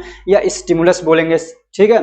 तो वो पहले जनरेट होता है, और ये जो स्टिमुलस जनरेट हो रहा है, मैसेज जनरेट हो रहा है, ये किसी मैसेज के रिस्पॉन्स में भी हो सकता है, और क्या कहते हैं, बिना किसी मैसेज के रिस्पॉन्स में भी हो सकता है। जैसे कि मान लीजिए मैं गर्म चीज़ को छू रहा हूँ, सपोज दैट, तो यहाँ से एक सेंसरी न्यूरॉन क्या है, मैसेज लेके जाता है ब्रेन तक, और फिर क्या कहते हैं वहाँ से फॉर एग्जाम्पल, तो फिर वहाँ से क्या कहते हैं, मोटर न्यूरॉन लेके आता है एक मैसेज। तो वो जो मैसेज, अब वहाँ से ब्रेन मैसेज भेज रहा है, हाथ को हटाओ, तो वो जो मैसेज भेज रहा है तो वो क्या होता है, स्टिमुलस। तो वो ऐसा हो सकता है कि मतलब कभी ऐसा होता है कि जो मैसेज गया है उसके रिस्पॉन्स में वो मैसेज एक तैयार हुआ हो, या हो सकता है कि बिना उसके, समझ रहे हैं। और जब ये क्या कहते हैं, जब ये स्टिमुलस तैयार होता है, एक मैसेज जनरेट होता है हमारे सेंट्रल नर्वस सिस्टम में, तो due to this action potential generated in the motor neuron. अब आपको ये मालूम होगा कि एक सेंसरी न्यूरॉन होते हैं, एक मोटर न्यूरॉन होते हैं। जो सेंसरी होते हैं वो मैसेज को लेके जाते हैं ब्रेन तक, और ब्रेन अपना मैसेज भेजता है, यानी बॉडी को कंट्रोल करने के लिए या बॉडी को क्या कहते हैं ऑपरेट करने के लिए जो मैसेज लेके आता है वो होता है मोटर न्यूरॉन। तो जब ये मैसेज कोई आया या इसने कोई मैसेज तैयार किया अपने ब्रेन के, मतलब ब्रेन ने, सेंट्रल नर्वस सिस्टम ने, तो फिर क्या होता है, जो हमारे मोटर न्यूरॉन होते हैं उनके अंदर एक्शन पोटेंशियल जनरेट होता है, समझ रहे हैं ना। और ये पूरा एक अलग मतलब टॉपिक है एक्शन पोटेंशियल, ठीक। उसको हम कहीं पे आएगा, उसको हम लोग डिस्कस करेंगे। एंड इलेक्ट्रिक इम्पल्सेस कम, और जब ये एक्शन पोटेंशियल होता है तो वहाँ पे इलेक्ट्रिक इम्पल्सेस बनते हैं जो असल मैसेज को लेके जाएंगे, समझ रहे हैं ना। तो क्या कहते हैं, electric impulses come at the motor end plate, और क्या कहते हैं जो एक्शन पोटेंशियल है, या जो कह सकते हैं जो इलेक्ट्रिक इम्पल्स जनरेट हुए हैं, आप ये भी कह सकते हैं जो क्या कहते हैं एक्शन पोटेंशियल जनरेट हुआ है वो हमारा जो न्यूरॉन है मान लीजिए, तो उसका जो एंड प्लेट है तो वहाँ पे आते हैं, समझ रहे हैं ना। ये आपका न्यूरॉन है तो एंड प्लेट इसको बोलते हैं, जो टर्मिनल है वहाँ पे आ गए, समझ रहे हैं ना। अब क्या होता है जब वहाँ पे आ जाते हैं तो उसके बाद now acetyl choline release from the nerve ending, और एसिटाइल कोलिन रहते हैं यहाँ पे, समझ रहे हैं ना। तो जब ये आता है एक्शन पोटेंशियल, जब ये आ गया यहाँ पे, तो यहाँ से एसिटाइल कोलिन रिलीज होने लगते हैं। अब जैसे कि मान लिया कई बार ऐसा होता है कि एक ही न्यूरॉन है, डायरेक्टली जिस ऑर्गन तक मैसेज पहुंचाना वहां तक पहुंच जाता है, और कई बार ऐसा होता है कि एक दूसरा न्यूरॉन यहाँ पे होता है और वो जाके उस ऑर्गन तक पहुंचता है, समझ रहे हैं ना। तो कोई भी हो तो नर्व एंडिंग पे यहाँ पे आपका एसिटाइल कोलिन रिलीज हो गया। अब क्या होता है, जो क्या कहते हैं एसिटाइल कोलिन है, जब वो रिलीज होता है यहाँ से, bind with the receptor present on the sarcolemma. ये कह रहे हैं कि जो आपका मसल्स फाइबर है, समझ रहे हैं, चूंकि हमको मसल्स तक पहुंचाना, मसल्स कॉन्ट्रैक्शन की बात हो रही है, तो मसल्स तक मान लीजिए यहाँ पे मैसेज आ गया, तो यहाँ पे जो न्यूरॉन है मोटर न्यूरॉन, वहां से एसिटाइल कोलिन रिलीज हुआ। तो जो मसल्स हमारे क्या कहते हैं मसल्स फाइबर होते हैं, समझे, मसल्स के जो सेल है उसी को मसल्स फाइबर बोलेंगे आप मान लीजिए, समझ रहे हैं। तो वहां पे होता है आपका सैक्रोलेमा, और वहां पे प्रेजेंट होते हैं किसके, एसिटाइल कोलिन के रिसेप्टर। तो ये निकला और जाके यहाँ पे बाइंड किया, समझ रहे हैं ना। Now the action potential spread through out muscles fibre. अब ये जो पूरा मसल्स फाइबर है, मान लीजिए ये मसल्स का फाइबर है, तो पूरे के अंदर एक्शन पोटेंशियल क्या होता है, स्प्रेड हो जाता है, फैल जाता है। And go to T tubules, और इसी के अंदर क्या कहते हैं मसल्स फाइबर के अंदर टी ट्यूब्यूल्स होते हैं, वो यहाँ तक पहुँचता है, समझना, टी ट्यूब्यूल्स के पास पहुँच जाता है। And open the calcium channels, और जब इसके साथ में ये मतलब आके यहाँ पे एक्शन पोटेंशियल पहुँचता है तो उसकी वजह से कैल्शियम चैनल ओपन हो जाता है। अब ये कैल्शियम चैनल क्या है, तो समझिए एक तरीके से रास्ता है जो, तो क्या कहते हैं जो कैल्शियम चैनल है वो ओपन हो जाता है। And then calcium ions release from T tubules, और टी ट्यूब्यूल से क्या है कैल्शियम आयंस रिलीज होने लगते हैं। अब क्या होगा, calcium ions bind with the troponin, troponin के साथ में कैल्शियम हमारे जो है कैल्शियम आयंस वो बाइंड करते हैं। और ये जो ट्रोपोनिन है ये कहाँ पे होता है, ये एक्टिन पे होता है। अब ये जो आपका मसल्स फाइबर है ना, आगे इसको और जब हम लोग तोड़ते हैं और माइक्रो लेवल पे जाके देखते हैं तो बने रहते हैं एक्टिन और मायोसिन से, समझ रहे हैं ना, एक्टिन और मायोसिन से। और यही एक्टिन और मायोसिन ये बहुत इंपॉर्टेंट रोल प्ले करते हैं कॉन्ट्रैक्शन के अंदर, समझ रहे हैं ना। तो वही कह रहे हैं कि ये किसके साथ में बाइंड करता है, ट्रोपोनिन के, और ये ट्रोपोनिन कहाँ पे प्रेजेंट होता है, एक्टिन के ऊपर। और जब क्या कहता है कैल्शियम आयन बाइंड करते हैं उसके साथ में, it provides binding site for actin. तो जब इसके साथ में क्या कहता है कैल्शियम चैनल कैल्शियम आयन से बाइंड करते हैं इसके साथ में, तो वो एक जगह प्रोवाइड करता है एक्टिन के पास में कि मायोसिन आके उससे बाइंड कर सके, समझ रहे हैं ना। इसका पूरा एक स्ट्रक्चर होता है कि कैसे, मतलब ये मान लीजिए आपका मायोसिन है, समझ रहे हैं, ये मायोसिन होता है, इसमें एक हेड सा निकला रहता है, ऐसे हेड से निकले रहते हैं। इधर आपके क्या कहते हैं एक्टिन होते हैं, समझ रहे हैं, एक्टिन ऐसे, फिर यहाँ नीचे है ये ऐसा, समझ रहे हैं, फिर यहाँ पे आपके एक्टिन लगे रहते हैं, इधर भी एक्टिन है। तो ये कह रहे हैं कि इसके अंदर मतलब ये आके बाइंड कर सके, एक जगह प्रोवाइड कर देता है। जब इसके साथ में कैल्शियम आयंस बाइंड करते हैं, समझ ट्रोपोनिन पे, तो ये इसके अंदर ट्रोपोनिन है, जब इसके साथ में कैल्शियम आयन बाइंड करते हैं तो ये इसमें इसको क्या है, इसके लिए इसके साथ में जुड़ने के लिए एक जगह बन जाती है। और जब क्या कहते हैं ये जो क्या कहते हैं ये जो हेड है मायोसिन का, जब ये इस पे यहाँ पे साइट मिल जाता है बाइंड करने का, तो ये बाइंड करता है और फिर ये मूव करता है इधर इधर इधर उधर। जब मूव करते हैं तो ये क्या कहते हैं जो एक्टिन है कभी सिकुड़ते हैं, फिर ये जब मूव करेगा ऐसे क्या कहते हैं दूर हो जाते हैं, फिर सिकुड़ते हैं दूर होते हैं। तो इस तरीके से कॉन्ट्रैक्शन और रिलैक्सेशन होता है, समझ रहे हैं ना। एक्टिन और मायोसिन का इसमें बहुत बड़ा रोल होता है, और कैल्शियम का भी बहुत क्या इसमें रोल होता है, समझ रहे हैं ना। एक बात और ध्यान रखिए, जब तक कैल्शियम आयंस, ये प्लस यहाँ पे आएगा, समझ ना, जब तक कैल्शियम आयन प्रेजेंट होते हैं एक्टिन के ऊपर, तो क्या कहते हैं जो एटीपी है वो एनर्जी प्रोवाइड करता रहता है मायोसिन को मूवमेंट करने के लिए। ये मायोसिन है, ये मूव करता है इधर उधर, समझ रहे ना। ये एक्टिन है, ये एक्टिन के साथ में जुड़ जाता है, ये मूव करते हैं तो कॉन्ट्रैक्शन होता है, समझ रहे हैं ना।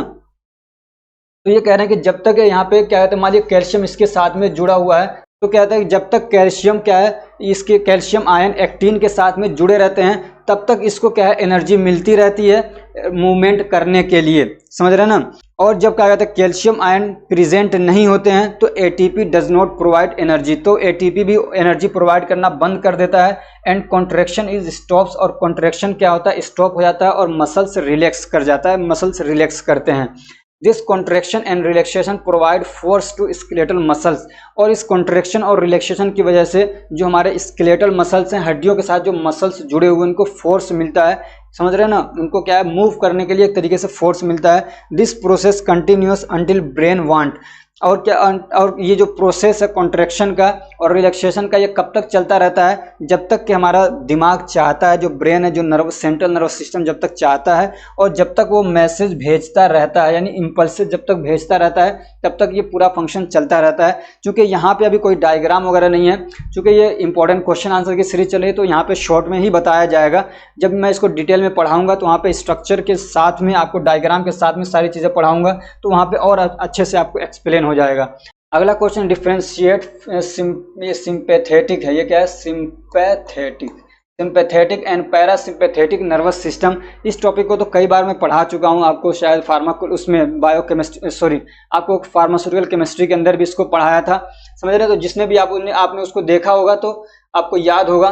तो ये क्या होता है समझिए, एक तरीके से कंडीशंस होते हैं हमारी बॉडी के अंदर, समझ रहे हैं ना, फाइट फ्लाइट और फ्राइट वाली कंडीशन, ऐसे क्या कहते हैं रेस्ट और डाइजेस्ट वाली कंडीशन होती है। तो ये वाली जो कंडीशन होती है रेस्ट और डाइजेस्ट वाली होती है, और ये जो होती है ये फाइट फ्लाइट और फ्लाइट के रिस्पॉन्स में होती है। यानी एकदम से कोई आ गया मुझे मारने के लिए, कोई कुत्ता आ गया, कोई सांप आ गया, कोई भी डरावनी चीज आ गई, एकदम से मैं गिरने लगा कहीं से, तो मेरी बॉडी मुझे क्या मतलब प्रिपेयर करती है, तो उसमें ब्लड प्रेशर बढ़ जाता है और कई सारी चीजें होती हैं। उसी कंडीशन को बोलते हैं सिंपैथेटिक फंक्शन या सिंपैथेटिक कंडीशन।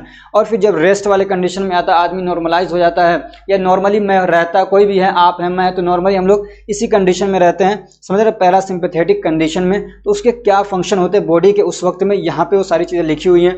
तो उसमें क्या होता है, अगर ये वाला सिंपैथेटिक कंडीशन ये हर वक्त नहीं होता, कभी कभी आता है, समझ रहे हैं ना। फिर इसको जब ये आ गया उसमें क्या होगा, डायलेशन ऑफ पुपिल हमारा डायलेट हो जाएगा, साइज बढ़ जाएगी आंख, और क्या है सलाइवा का सिक्रेशन क्या होता है कम हो जाता है, समझ रहे हैं। हार्ट रेट क्या होता है बढ़ जाता है। लंग्स का जो क्या कहते हैं ब्रोंको है वो यानी ब्रोंको डायलेशन हो जाता है, ज्यादा से ज्यादा एयर अंदर जाएगा ताकि ऑक्सीजन ज्यादा से ज्यादा जा सके, और ज्यादा से ज्यादा क्या है फिर मतलब एटीपी वगैरह बन सके, ग्लूकोज का क्या कहते हैं ब्रेकडाउन हो सके।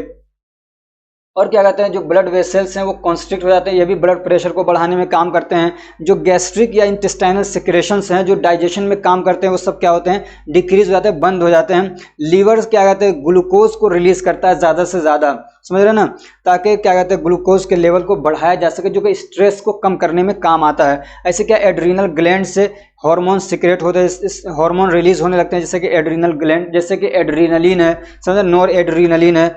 यूरिनरी ब्लैडर रिलैक्स हो जाता है, यानी पेशाब भी लगा रहेगा अगर किसी को तो वो भी क्या है मतलब आदमी भूल जाएगा, रिलैक्स हो जाता है। और क्या स्केलेटल मसल्स क्या होता है blood flow increase to skeletal muscles, और जो हमारे स्केलेटल मसल्स जो हमको मूवमेंट करने में हम काम करते हैं, समझ रहे हैं ना, तो वहाँ पे ब्लड का फ्लो बढ़ जाता है। अब इसी का सारा उल्टा होता है जब आप क्या कहते हैं नॉर्मल कंडीशन में आ जाते हैं, यानी आपका पुपिल कॉन्स्ट्रिक्ट हो गया, सलाइवा भी रिलीज होने लगा ताकि खाने के डाइजेशन वगैरह में काम करे, हार्ट रेट भी क्या होता है डिक्रीज हो जाता है, यानी कम हो जाता है, नॉर्मल पे आ जाता है। क्या कहते हैं जो ब्रोंकाई है वो भी कॉन्स्ट्रिक्ट हो जाती है, ब्लड वेसल्स जो हैं वो डायलेट हो जाते हैं ताकि ब्लड प्रेशर डाउन हो जाए। और क्या कहते हैं जो सिक्रेशंस हो रहे थे गैस्ट्रिक और इंटेस्टाइनल वो सब इंक्रीज हो जाते हैं, बढ़ जाते हैं, समझ रहे हैं। और फिर क्या होता है ग्लाइकोजेनोलाइसिस हो जाता है, यानी ग्लूकोज को क्या कहते हैं मतलब क्या कहते हैं ग्लाइकोजन बना के स्टोर किया जाता है उस कंडीशन में। और सिक्रेशन जो क्या कहते हैं डिक्रीज सिक्रेशन, यानी एड्रीनल ग्लैंड से जो एड्रीनलिन रिलीज हो रहा था वो भी कम हो जाता है। और क्या कहते हैं जो यूरिनरी ब्लैडर आपका रिलैक्स हो गया था वो क्या कहते हैं कॉन्स्ट्रिक्ट, वो क्या कहता है कॉन्ट्रैक्ट करता है, यानी कॉन्स्ट्रिक्ट हो जाता है। और क्या कहता है मसल्स क्या कहते हैं स्केलेटल मसल्स तक ब्लड का फ्लो कम हो जाता है। इसको क्वेश्चन कई बार पूछा जाता है, समझ रहे हैं, इसको जल्दी पढ़ा रहा हूँ इसलिए एक बार पढ़ा चुका हूँ, लेकिन ये टॉपिक इंपॉर्टेंट है, कई बार पूछा गया है एग्जाम के अंदर, कई बार रिपीट किया गया है इस क्वेश्चन को। अगला क्वेश्चन है draw a neat labelled diagram of eye का एक डायग्राम बनाना है। तो डायग्राम मैं अब बना के नहीं दिखाऊंगा, आपको जरूर बना लेना है, समझ रहे हो ना, ये कुछ क्या कहते हैं सिंपल सी चीजें हैं, इसको आप एक बार जरूर बना लेना। अगला एक टॉपिक है डिस्क्राइब रेनिन एंजियोटेंसिन सिस्टम। इस पार्ट के अंदर सब वही टॉपिक्स आ रहे हैं जो मतलब बहुत आसानी से बच्चों को समझ में नहीं आते हैं, समझ रहे हो, थोड़ा टाइमिंग, और ये क्या है ये थोड़ा सा टाइम लेते हैं समझने के लिए, लंबे टॉपिक्स हैं, लेकिन ये चूंकि इंपॉर्टेंट हैं, ये क्वेश्चन पूछे भी जाते हैं, देख रहा हूँ अलग अलग स्टेट के अंदर ये क्वेश्चन कई बार रिपीट हो रहे हैं, तो इसलिए इसको पढ़ाना मैंने ज़रूरी समझा इंपॉर्टेंट के अंदर, समझ रहे हैं। तो रेनिन एंजियोटेंसिन सिस्टम क्या होता है, तो ये एक सिस्टम होता है, समझ रहे हैं, जो हमारे मतलब क्या कहते हैं बॉडी के अंदर ब्लड प्रेशर को रेगुलेट करने में काम करता है, समझ रहे हैं। ब्लड प्रेशर कम हो जाता है तो उसको बढ़ाने में ये मेनली काम करता है, समझ रहे हैं ना। इसको RAS भी बोलते हैं, renin angiotensin system is a hormonal system. ये एक हार्मोनल सिस्टम होता है that plays an important role, और ये क्या करता है, एक इंपॉर्टेंट रोल प्ले करता है इन रेगुलेटिंग ब्लड प्रेशर, समझ रहे हैं। ब्लड प्रेशर को रेगुलेट करने में एक इंपॉर्टेंट रोल प्ले करता है। मैं जल्दी जल्दी नहीं पढ़ा पा रहा हूँ, आप इसकी स्पीड बढ़ा के जल्दी जल्दी से देख सकते हैं, इसलिए कि थक चुका हूँ और जल्दी जल्दी बोलने में मज़ा भी नहीं आता है। और सारे टॉपिक्स ऐसे नहीं होते हैं कि सबको बहुत जल्दी जल्दी पढ़ाया जा सके, इसलिए कि इसमें ना एक पॉइंट भी थोड़ा सा इधर से उधर मिस हुआ, सारा कॉन्सेप्ट खराब हो जाएगा, समझ रहे हो ना। तो इसलिए इसमें दिमाग को बहुत मतलब हाजिर रख के और बहुत सुकून से पढ़ाने की ज़रूरत पड़ती है, समझ रहे हो ना। यहाँ पे हार्मोन है, एक हार्मोन एक जगह से दूसरी जगह गया, सारा सिस्टम उल्टा हो जाएगा, समझ रहे हैं। तो क्या कहते हैं, fluid balance and electrolyte levels in body, blood pressure को भी रेगुलेट करते हैं, और क्या कहते हैं फ्लूइड बैलेंस यानी बॉडी के अंदर फ्लूइड का लेवल उसको बैलेंस करते हैं। ऐसे इलेक्ट्रोलाइट्स भी क्या करते हैं, बैलेंस करने में ये काम करते हैं। This system is mainly responsible for increasing blood pressure, समझ रहे हैं। ब्लड प्रेशर के लिए खासतौर से ये रिस्पॉन्सिबल होता है। Many of steps involve in this system, और इसमें बहुत सारे क्या है सिस्टम्स इन्वॉल्व होते हैं, लेकिन जो मेन्स हैं, जो मेन स्टेप्स हैं वो आपको मैं बता रहा हूँ, समझ रहे हैं। तो क्या कहते हैं, व्हेन ब्लड प्रेशर डिक्रीज, जब ब्लड प्रेशर मतलब कम होता है तो हमारा रेनिन जो तो क्या होता है, renin enzyme is released by the specialized cell of kidney. तो हमारे किडनी से क्या होता है, इतना याद रखिए, किडनी से रेनिन एंजाइम क्या होता है, रिलीज होता है। अब जिन सेल से रिलीज होता है उसको बोलते हैं, तो उस सेल का नाम है जक्स्टाग्लोमेरुलर, समझ रहे हैं। तो वहां से रिलीज होता है आपका renin enzyme. Renin enzyme release हो गया, अब ये जाता है कहाँ, एंजियोटेंसिनोजन के पास, इसको डबल एन कर लीजिए, एंजियोटेंसिनोजन के पास जाता है। ये क्या होता है, एक तरीके का प्रोटीन होता है, हमारे लीवर से रिलीज होता है। एंजियोटेंसिनोजन क्या एक तरीके का प्रोटीन होता है, हमारे लीवर इससे रिलीज होता है और ब्लड के अंदर ये सर्कुलेट करता रहता है।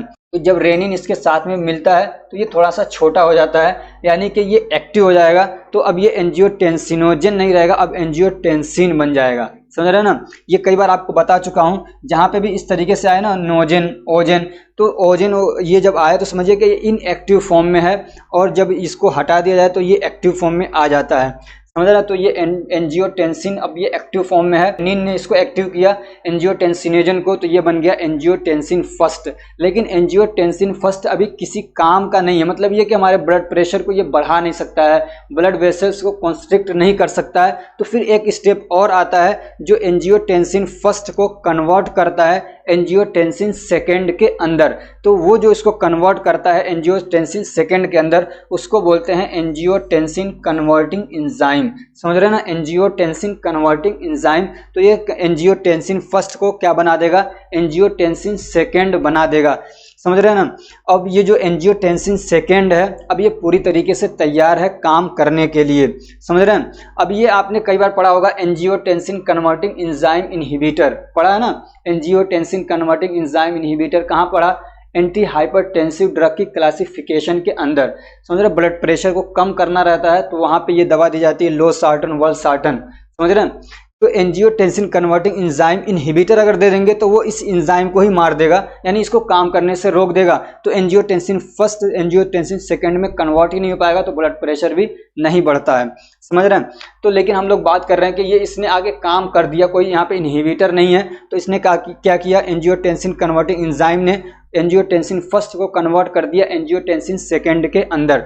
अब जब एंजियोटेंसिन सेकेंड बन जाता है तो ये क्या करता है, ये नीचे जो दिए गए हैं ये फंक्शन ये परफॉर्म करता है। तो सबसे पहले क्या करेगा, ये वेसो कॉन्स्ट्रिक्शन कराएगा, ब्लड वेसल्स को सिकुड़ाएगा, तो ब्लड प्रेशर क्या होगा, बढ़ जाएगा।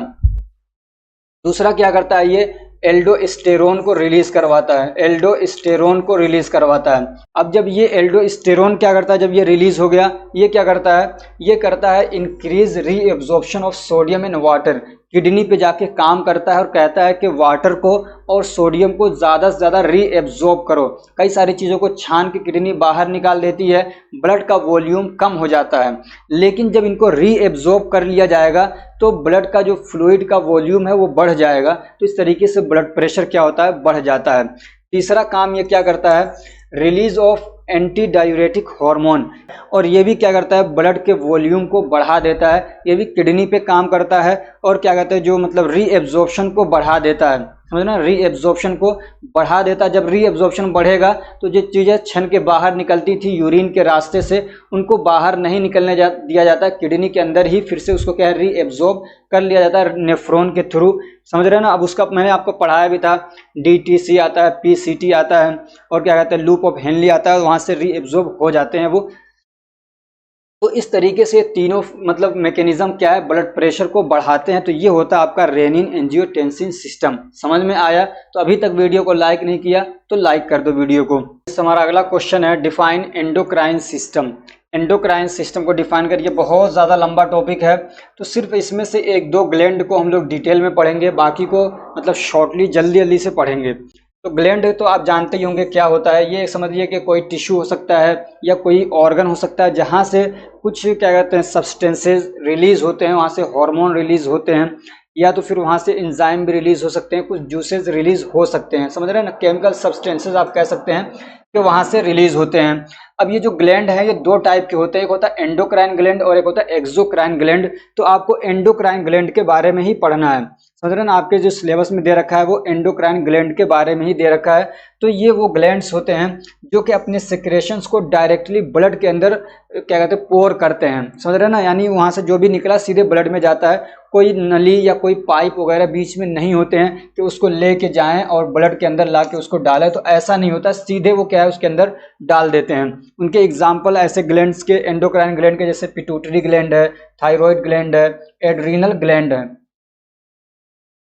अब हम लोग पढ़ते हैं कुछ एक इसमें दो चीज़ें आपको ध्यान देना है। एक तो ये जो ग्लैंड्स हैं उनके नाम आपको याद करना है, और दूसरे उनसे कौन से हार्मोन रिलीज होते हैं वो याद करना है। और अगर आपके पास और ज़्यादा टाइम है तो उनके क्या फंक्शंस हैं, यानी वो हार्मोन रिलीज होके क्या करते हैं या कौन सा फंक्शन करवाते हैं, वो आपको याद करना रहता है। समझ रहे हैं। तो पिट्यूटरी ग्लैंड को क्या है, हम लोग मास्टर ग्लैंड भी बोलते हैं, और इसको कहते हैं हाइपोफाइसिस भी कहा जाता है। क्या बोलते हैं, हाइपोफाइसिस भी कहा जाता है। और ये कहाँ पे होता है, तो at the base of the brain below the hypothalamus. Hypothalamus के नीचे होता है, समझ रहे, बेस वाले हिस्से में ब्रेन के, समझ रहे। और ये क्या कहते हैं, एक छोटा सा क्या कहते हैं, जो मटर का दाना होता है उसी साइज का एक ग्लैंड होता है, लेकिन होता बहुत इंपॉर्टेंट है। समझ रहे, बहुत सारे ग्लैंड को ये कंट्रोल करता है। ये छोटा सा ग्लैंड जिसको मास्टर ग्लैंड भी कहा जाता है, समझ, इसको दादा माना जाता है सारे ग्लैंड्स का। अब इसके दो पार्ट्स होते हैं, एक होता है एंटेरियर पिट्यूटरी और दूसरा होता है पोस्टेरियर पिट्यूटरी। समझ रहे हैं। अब हम लोग पढ़ते हैं कि एंटेरियर यानी जो अंदर वाला हिस्सा है पिट्यूटरी का, वहां से जो क्या कहते हैं हॉर्मोन्स रिलीज होते हैं। तो उसमें पहला है ग्रोथ हार्मोन, GH बोलते हैं इसको, ग्रोथ हार्मोन। समझ रहे हैं ना। तो इट स्टिमुलेट्स सेल डिवीजन। ये क्या कराता है, सेल का डिवीजन कराता है, सेल का रिप्रोडक्शन कराता है, रीजनरेशन कराता है, प्रोटीन का सिंथेसिस कराता है। समझ रहे हैं ना। And bone growth. तो ये एक तरीके से क्या करता है, ये सारे काम होते हैं आदमी के डेवलपमेंट के लिए, ग्रोथ के लिए। समझ रहे हैं। और ये बचपन में ज़्यादा होता है। समझ रहे, जब बच्चा बढ़ रहा होता है, उसकी हड्डियां बढ़ रही होती हैं, मसल्स बढ़ना रहता है, तो उस वक्त में ये ज़्यादा होता है। तो एक क्या हो गया, इसका ग्रोथ हार्मोन रिलीज होता है। दूसरा होता है prolactin hormone, PRL। It stimulates milk production after child birth. Milk production को बढ़ा देता है, चाइल्ड बर्थ के बाद मिल्क के प्रोडक्शन को बढ़ाने के लिए ये हार्मोन रिलीज होता है। तीसरा होता है आपका thyroid stimulating hormone. Thyroid gland को ये स्टिमुलेट कराता है और थायराइड हार्मोन वहां से रिलीज करवाता है, T3, T4 और क्या कहते हैं कैल्सिटोनिन। और चौथा आपका है एड्रीनोकोर्टिकोट्रोपिक हार्मोन, ACTH। समझ ना। तो ये क्या करता है, एड्रीनल ग्लैंड से क्या कहते हैं हार्मोन को रिलीज करवाता है। ये क्या करता है, कोर्टिसोल को रिलीज करवाता है, ये वाला हार्मोन। समझ रहे ना, एड्रीनल ग्लैंड से। इसको स्ट्रेस हार्मोन भी बोलते हैं, यानी जब स्ट्रेस होता है तब ये हार्मोन रिलीज होता है और स्ट्रेस को कंट्रोल करने में काम करता है। इसका मेन काम होता है कि ब्लड के अंदर ग्लूकोज का लेवल बढ़वा देता है मेटाबॉलिज्म के थ्रू। अगला है आपका फॉलिकल स्टिमुलेटिंग हार्मोन, जिसके बारे में आपने पीछे पढ़ लिया, FSH इसका पूरा फंक्शन आपने पढ़ा। छठा है ल्यूटिनाइजिंग हार्मोन, इसके बारे में भी आपने पढ़ लिया, LH, समझ रहे हैं। और क्या कहते हैं, इसके जो पिट्यूटरी के पोस्टेरियर पोर्शन है वहां से जो हार्मोन्स रिलीज होते हैं, तो उसमें एक होता है ऑक्सीटोसिन। क्या होता है? ऑक्सीटोसिन रिलीज होता है। It stimulates uterine contraction during child birth, जो यूटरस है उसके कॉन्ट्रेक्शन को करवाता है चाइल्ड बर्थ के टाइम पे, यानी उसी टाइम पे रिलीज होता है और वहाँ पे कॉन्ट्रेक्शन होता है ताकि बच्चा बहुत आसानी से बाहर आ सके। और मिल्क के इजेक्शन में, इंजेक्शन नहीं है ये, इजेक्शन है, समझ रहे ना क्या है? इजेक्शन है। इजेक्शन मतलब ये होता है किसी चीज से बाहर ढकेलना किसी को, तो मिल्क को बाहर निकलवाने में, ताकि बच्चा बहुत आसानी से उसको क्या करे, पी सके, समझ रहे हैं, ब्रेस्ट फीडिंग के टाइम पे, तो उसमें ये हेल्प करता है। दूसरा होता है एंटी डायूरेटिक हार्मोन, समझ रहे हैं, कहाँ से रिलीज होता है? पोस्टेरियर पिट्यूटरी से एंटी डायूरेटिक हार्मोन, जिसको वेसोप्रेसिन भी बोलते हैं, और इसी नाम से दवा भी आती है वेसोप्रेसिन, समझ रहे हैं ना। It reduce the volume of urine, ये यूरिन के वॉल्यूम को कम करता है, और क्या करता है, ये रीएब्जॉर्प्शन को बढ़ा देता है किडनी के अंदर। तो ये आपने पढ़ा पिट्यूटरी ग्लैंड के क्या कहते हैं जो हार्मोन्स रिलीज होते हैं। दूसरा होता है एड्रीनल ग्लैंड, तो ये ग्लैंड आपने इसके बारे में भी पढ़ लिया होगा। ये कहाँ पे होता है? हमारे किडनी के ऊपर, ऊपर साइड में ग्लैंड होता है, समझ रहे हैं ना, दोनों किडनी के साइड में होता है एड्रीनल ग्लैंड। इसके दो पार्ट्स होते हैं, एक को बोलते हैं जो आउटर पोर्शन होता है उसको बोलते हैं एड्रीनल कॉर्टेक्स, और जो क्या कहते हैं इनर पोर्शन होता है उसको बोलते हैं एड्रीनल मेडुला। तो जो क्या कहते हैं एड्रीनल कॉर्टेक्स से जो हार्मोन रिलीज होते हैं उसमें आता है आपका मिनरलोकॉर्टिकॉइड्स। क्या होता है? मिनरलोकॉर्टिकॉइड्स। और जो आपका एड्रीनल मेडुला होता है उससे दो हार्मोन रिलीज होते हैं, एक होता है एड्रीनलिन और दूसरा होता है नोर एड्रीनलिन, समझ रहे हैं। और तीसरा जो ग्लैंड है वो क्या है आपका? एंडोक्राइन ग्लैंड में थायराइड ग्लैंड, इसको हार्मोन नहीं करके आप ग्लैंड कर लीजिए, समझ रहे हैं। तो कौन से हार्मोन रिलीज होते हैं थायराइड ग्लैंड से? तो T3 और T4 और कैल्सिटोनिन, ये तीन इसके क्या है हार्मोन रिलीज होते हैं। अब इनके फंक्शन बहुत सारे हैं, समझ रहे हैं ना, बहुत सारे फंक्शन हैं। अब इतना डिटेल में जाऊंगा तो बहुत ज़्यादा वीडियो क्या लंबी हो जाएगी, समझ रहे हैं। अगर आपको इनकी डिटेल पढ़ना है तो आप हमारी PDF लेके बहुत इजी लैंग्वेज में लिखा हुआ उसको पढ़ सकते हैं, समझ रहे हैं। अगर आपको सिर्फ एक सब्जेक्ट की क्या है मतलब PDF चाहिए, PDF नोट्स चाहिए, आपको उसमें इंपॉर्टेंट क्वेश्चन आंसर की PDF मिल जाएगी, तो उसके लिए आपको 20 रुपीज़ पे करना है, समझ रहे हैं। 20 रुपीज़ में आपको इस सब्जेक्ट का यानी HAP का इंपॉर्टेंट क्वेश्चन आंसर और क्या कहते हैं इसका जो पूरा मतलब सिलेबस का कंप्लीट नोट है HAP का वो मिल जाएगा आपको। और अगर सारे नोट्स ये पांचों सब्जेक्ट के सिर्फ इम्पोर्टेंट चाहिए तो आपको 50 रुपया पे करना है, और अगर कंप्लीट नोट्स चाहिए सारे सब्जेक्ट के इंपॉर्टेंट क्वेश्चन आंसर भी चाहिए तो आपको 100 रुपीज़ के अंदर सब कुछ मिल जाएगा। के लिए उसमें क्या करना है आपको, तो मेरा नंबर है 9694480523, समझ रहे हैं ना। कई बच्चे आके कहते हैं सर ये नंबर फ्रॉड तो नहीं है? नहीं भाई, ये मेरा ही नंबर है, इस पर फ़ोन नहीं करना है आपको, इस पर क्या कहते हैं व्हाट्सएप पे मैसेज कर सकते हैं कुछ पूछना है तो, और इसी नंबर पे करके मुझे इसी नंबर पे व्हाट्सएप पे आप स्क्रीनशॉट पेमेंट की भेज देंगे, उसकी डिटेल भेज देंगे और बता दीजिए मुझे फर्स्ट ईयर के चाहिए तो आपको मिल जाएंगे, समझ रहे हैं। तो इससे क्या कहते हैं T3, T4 और कैल्सिटोनिन ये तीन हार्मोन रिलीज होते हैं। T3 को बोलते हैं ट्राई आयोडोथायरोनिन और T4 को बोलते हैं थायरोक्सिन, समझ रहे हैं, और कैल्सिटोनिन।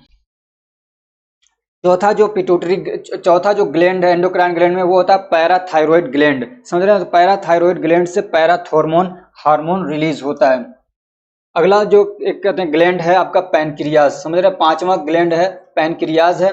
तो पैनक्रियाज के बारे में आपने पढ़ लिया होगा कई बार। ये पैनक्रियाज दो तरीके से काम करता है, एंडोक्राइन के तौर पे भी और एक्सोक्राइन ग्लैंड के तौर पे भी काम करता है। ये इंसुलिन और ग्लूकागोन को रिलीज करता है। और ये और क्या कहते हैं ये एंडोक्राइन सिस्टम में डाइजेस्टिव एंजाइम्स रिलीज करता है जो हमारे क्या कहते हैं डाइजेशन में काम करते हैं। इसकी डिटेल जो है आपको डाइजेस्टिव चैप्टर वाले में आपको मिल जाएगा पूरा, वहाँ पे मैंने पढ़ाया इसको।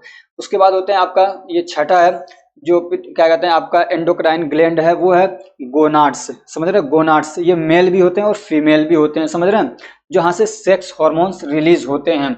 अगला क्वेश्चन हमारा enlist the hormones release by the pituitary gland and explain their function. इसको मैंने अभी पिछले क्वेश्चन में पूरा एक्सप्लेन किया है, पिट्यूटरी ग्लैंड से कौन से हार्मोन रिलीज होते हैं और उनका क्या फंक्शन होता है। अगला क्वेश्चन है explain the process of spermatogenesis.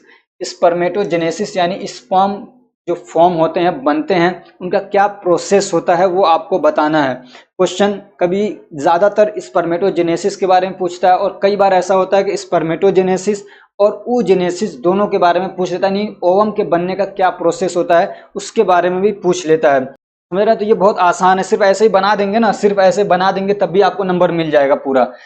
ये आपको यहाँ पे दिख रहा होगा 2n, फिर यहाँ पे n है सिंगल। तो ये क्या होता है, ये सारी चीज़ हम लोग पढ़ेंगे। तो ये कई स्टेप में होता है। तो एक स्टेप होता है इसका स्पर्मेटोगोनिया। क्या होता है? स्पर्मेटोगोनिया। दूसरा होता है प्राइमरी स्पर्मेटोसाइट। दूसरा क्या होता है? Primary spermatocyte. और तीसरा होता है सेकेंडरी स्पर्मेटोसाइट। क्या होता है? Secondary spermatocyte. और चौथे स्टेप में बनता है स्पर्मेटाइड्स।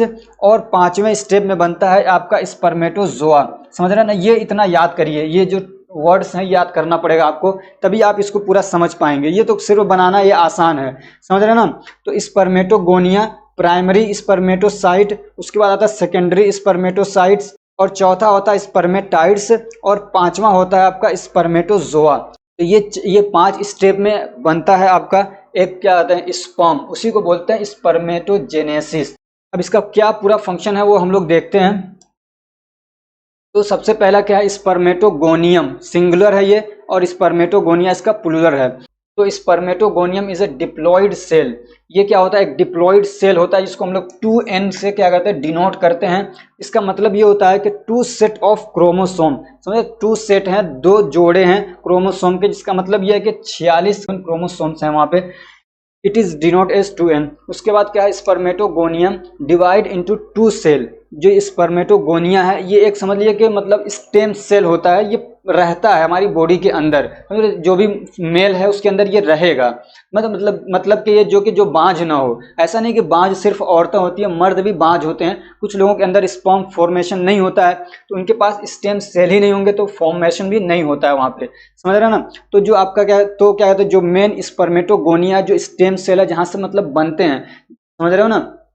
जैसे ब्लड बनता है तो उसमें एक स्टेम सेल होता है, तो वहां से क्या है नए नए बनते रहते हैं, लेकिन वो पुराना वाला फिर दोबारा से बन जाता है। समझ रहे हो क्या होता है? ये जब यहाँ से हमने इसको बनाया, ये 2 जब टूटते हैं तो एक फिर वापस से बन जाता है, और इससे आगे पूरा प्रोसेस चलता है और पूरा एक नया स्पर्म बन जाता है। लेकिन ये वाला क्या दोबारा से वापस से आके वही बन जाता है 2n, समझ रहे हो ना? तो क्या होता है जो स्पर्मेटोगोनिया वो डिवाइड होता है 2 सेल के अंदर by the process of mitosis. क्या बोलते हैं? माइटोसिस बोलते हैं। और क्या बनता है? Type A and type B, 2 तरह के क्या 2 बन जाते हैं, क्या कहते हैं स्पर्मेटोगोनिया। समझे? जब ये डिवाइड होता है तो टाइप ए सेल्स रिकन्वर्टेड, और क्या कहते हैं फिर type A cell reconverted into spermatogonia. अभी मैंने आपको बताया जो टाइप ए वाला होता है फिर दोबारा से स्पर्मेटोगोनिया बन जाता है, ताकि उससे दोबारा से स्पर्मेटोजेनेसिस का साइकिल चल सके, समझ रहे हैं? उसके बाद होता है फिर क्या होता है? Type B is gone under mitosis process. और जो टाइप बी है वो क्या है? मिटोसिस प्रोसेस के थ्रू गुजरता है एक बार और फिर से, एंड प्रोड्यूस 2 प्राइमरी स्पर्मेटोसाइट। और फिर क्या होता है? 2 प्राइमरी स्पर्मेटोसाइट्स बन जाते हैं, जो आपको मैंने अभी स्टेप्स बताए, समझ रहे हैं ना? अब यहाँ पे एक चीज ध्यान दीजिए, mitosis is a process of cell division in which parent cell produce 2 same daughter cell. अभी मैंने बताया ना 2n से क्या, तो जो आपका स्पर्मेटोगोनिया है तो उसमें जब मिटोसिस होता है तो उसमें दो सेल मतलब क्या कहते हैं एक जैसे डॉटर सेल बनते हैं। उसके बाद दूसरा प्रोसेस होता है मियोटिक डिवीजन। पहला क्या था आपका पहला क्या था? Mitotic division. दूसरा होता है मियोटिक डिवीजन, समझ रहे हैं ना? तो नाउ द प्राइमरी स्पर्मेटोसाइट जो कि डिप्लॉयड होता है undergoes meiosis, and as a result 2 haploid secondary spermatocytes are formed. और जब ये प्रोसेस होता है तो फिर क्या होता है? 2 हैप्लॉइड सेल बनते हैं, समझ रहे हैं ना? जिसको हम लोग बोलते हैं सेकेंडरी स्पर्मेटोसाइट्स। 2 बन गए। अब उसके चूंकि ये हैप्लॉइड है तो उसके अंदर जो क्रोमोसोम का नंबर है वो कितना होता है? 23 क्रोमोसोम होते हैं। Then both secondary spermatocytes undergo meiosis second. फिर क्या होता है? एक डिवीजन और होता है जिसको बोलते हैं meiosis second, and produce total 4 haploid spermatids. और फिर क्या होता है? 4 क्या होते हैं? स्पर्मेसाइड बनते हैं, और वो भी क्या होते हैं? हैप्लॉइड होते हैं, यानी सिंगल क्या कहते हैं, यानी डबल पेयर नहीं होता है, सिंगल पेयर होता है क्रोमोसोम का। 23 क्रोमोसोम होते हैं, समझ रहे हैं? उसके बाद आता है प्रोसेस स्पर्मेटोजेनेसिस। क्या आता है? Spermatogenesis. Spermatids undergo structural and functional changes अब इसमें क्या होता है, जो स्पर्मेटाइड्स बन गए हैं उनके अंदर अब चेंजेस आते हैं स्ट्रक्चर में और उनके फंक्शन के अंदर, एंड बिकम स्पर्मेटोजोआ, और क्या बनता है, स्पर्मेटोजोआ बनता है। This process involve the formation of acrosome and a tail motility, और फिर क्या होता है, इसमें एक एक्रोसोम बनता है यानी उसका हेड वाला हिस्सा बनता है और उसमें टेल बन जाता है, समझ रहे हैं ना, जो स्पर्मेटोजोआ है उसका। उसके बाद आता है मैचुरेशन, समझ रहे हैं, ये पांचवा स्टेप है। The immature spermatozoa move to the epididymis, और इसमें क्या होता है, जो इमेच्योर है, अभी मैच्योर नहीं हुआ, पूरी तरीके से डेवलप नहीं हुआ है, जो स्पर्मेटोजोआ है वो कहाँ जाता है, मूव्स करके जाता है एपिडिडमिस में। अब जो क्या कहते हैं, टेस्टिकल्स होते हैं, जो टेस्टिस हैं यहाँ पे, जहाँ पे ये सारा कुछ हो रहा था, अब वहां से निकल के क्या कहते हैं, बाहर आ जाता है एपिडिडमिस के अंदर, समझ रहे हो, वहां पे उसका क्या है, फर्दर डेवलपमेंट होता है, वहां पे वो पूरी तरीके से मतलब क्या स्पर्म बनता है, उसी को बोलते हैं मैचुरेशन है, तो पूरी तरीके से मैच्योर हो जाता है और अब वो रेडी होता है कि वहां से निकल के जो सेमिनल वेसिकल है वहां पे चला जाए। तो ये जो कुछ आपको यहाँ पे दिखाया गया है, ये सारे स्टेप्स अभी मैंने आपको एक्सप्लेन कर दिए हैं, समझे। तो ये लास्ट में क्या होता है, स्पर्मेटोजोआ क्या है, लास्ट में स्पर्म बनता है जाके, मतलब पूरी तरीके से कहाँ पे, एपिडिडमिस के अंदर। अगर ये क्वेश्चन पूछे मतलब क्या है, फाइनल मैचुरेशन कहाँ पे होता है, तो एपिडिडमिस के अंदर होता है, समझ रहे हैं ना। अब इसी तरीके से पूरा प्रोसेस है oogenesis का, यानी ओवम के बनने का थोड़ा बहुत फर्क है, समझ रहे हैं ना, तो उसको आप लोग देख लीजिएगा। कई बार ऐसा क्वेश्चन पूछता है कि दोनों को साथ में दे देता है, समझ रहे हैं ना। तो अब इस पार्ट में हम लोग इतना ही रखेंगे, नेक्स्ट पार्ट के अंदर हम लोग देखेंगे शॉर्ट क्वेश्चन को। तो अगर ये हमारी कोशिश आपको अच्छी लग रही है तो वीडियो को लाइक करिए, चैनल को सब्सक्राइब करिए और अपने फ्रेंड्स को भी शेयर करिए ताकि वो भी इससे फ़ायदा उठा सकें। और जब एग्जाम में आपकी ये क्वेश्चन आए तो कमेंट करके भी आप बताया करो, और मैं क्या कहते हैं आपके लिए पोल भी डालता हूं, तो आके उसको भी आप वोट करिए कि आपका एग्जाम कैसा रहा, क्या मेरे इन नोट्स से मेरी वीडियोस से आपको कुछ फ़ायदा पहुंचा नहीं पहुंचा, आप कमेंट करके ज़रूर बताइए। इससे हमको भी फ़ायदा है और दूसरे स्टूडेंट को भी फ़ायदा है, मुझे और इम्प्रूव करने में फ़ायदा होगा, मैं और अच्छे से बना सकूँगा ताकि दूसरे आने वाले स्टूडेंट को और ज़्यादा मैं फ़ायदा पहुंचा सकूं, उनके लिए एग्ज़ाम को और ईजी से ईजी बना सकूं। Thank you so much for watching.